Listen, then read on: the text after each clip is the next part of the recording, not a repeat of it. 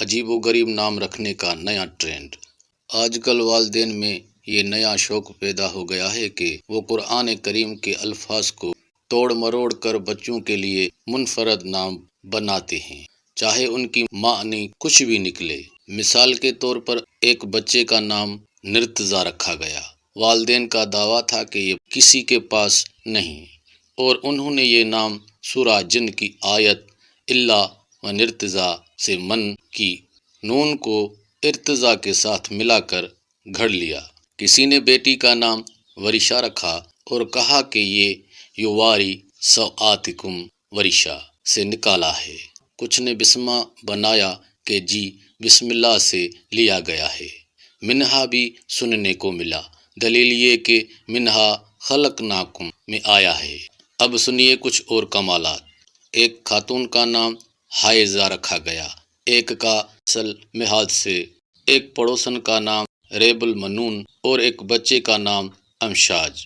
کچھ بیٹیوں کے نام منتشار و حشکا رکھ دیے گئے۔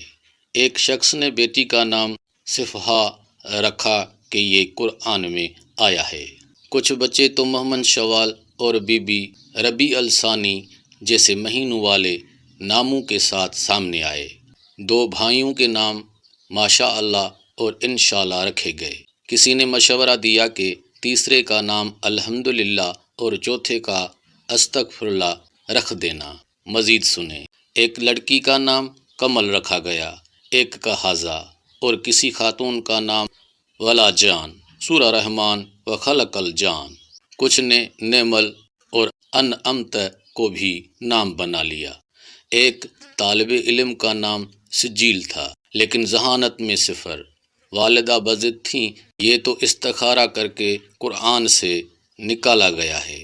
ایسے بھی شوقین ملے جو بہن کا نام علیشہ رکھنے کے بعد دوسری کا نام معیشہ رکھ بیٹھے۔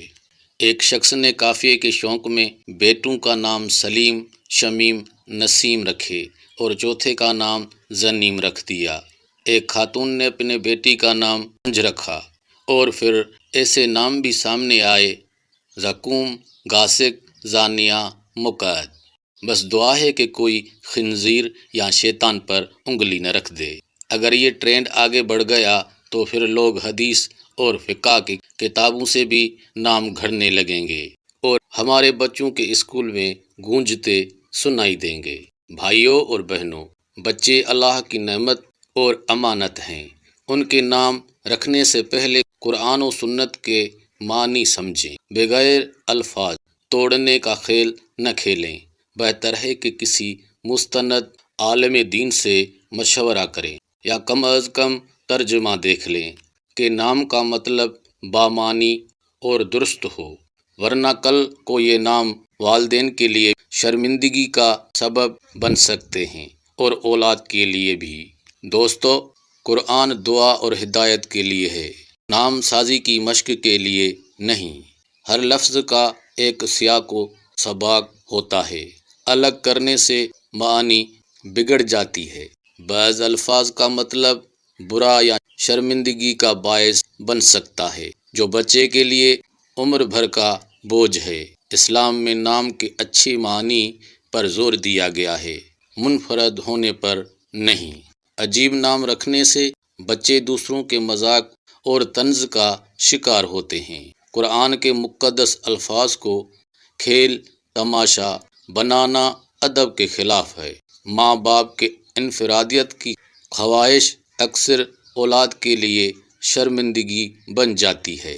صحابہ اہل بیت اور نیک لوگوں کے نام موجود ہیں، ان سے بہتر انتخاب اور کیا ہو سکتا ہے۔ نام شخصیت پر اثر ڈالتا ہے۔ غلط معنی والا نام منفی تاثر چھوڑ سکتا ہے۔